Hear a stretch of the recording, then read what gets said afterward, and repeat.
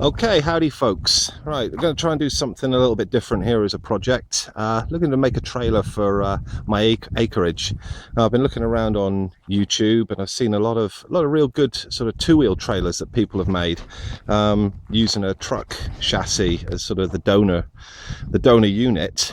And I look pretty closely at it. I've seen people, they seem to have made some sort of strategic cuts about here, chopping the front off and throwing that away, and then moving back to here, say some angled cuts in order to fold this in and then make a drawbar. And there's been some pretty impressive units that have been made. However, I thought I'd try and do something a little bit different. So rather than sort of spending the time and the work in the middle down there, I thought I'd spend it up this end and try and make a four-wheeled trailer with steering. So this is what I did. Okay, so I'll talk through. Sorry I didn't do this in stages. It was kind of an afterthought really to post this onto YouTube. It's my first posting ever, so I'll just sort of talk you through what I did. So we'll sort of have to gloss over the bits that I've added to start with and just go back to the beginning. So as you can see, I've skinned out the chassis. We've removed the front axle, the diff, all that business going on there.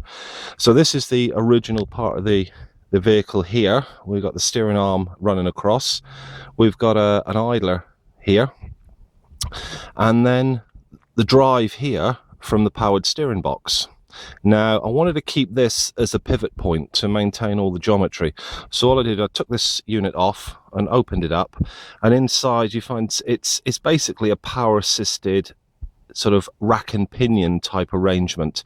So all I did was hack the living daylights out of it with a grinder, cut the teeth off of it, and then put it all back together. So this pivot point here now, that will just rotate completely independently of anything inside that box. So that kind of got us back to a situation where we just got the wheels on the vehicle. So now it was just hooking up some kind of steering mechanism.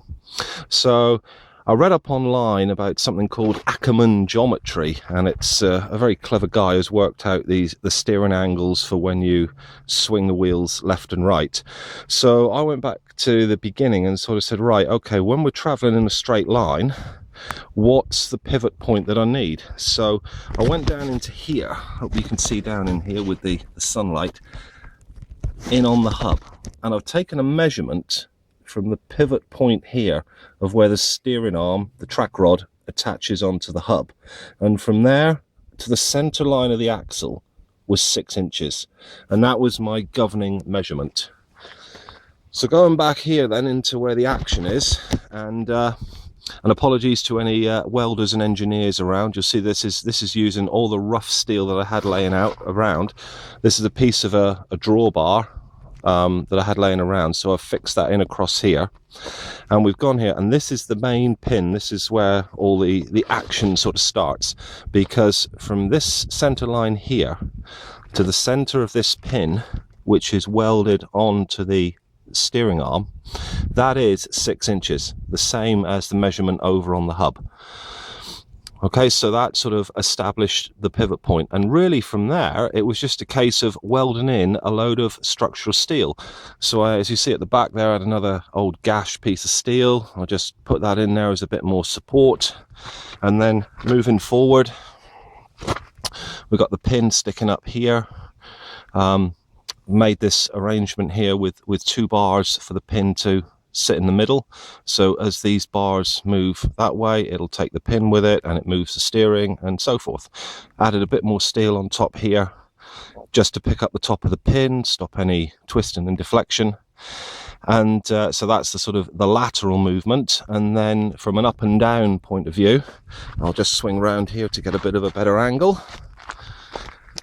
Right, just put these off the front cross member, just put these bars in here and here just to support the top and the bottom of the steering arm, and then moving out a bit further, knocked up something on the end here with a pivot. I will actually buy a proper pin one day rather than this homemade bit of threaded bar, but it served a purpose for testing.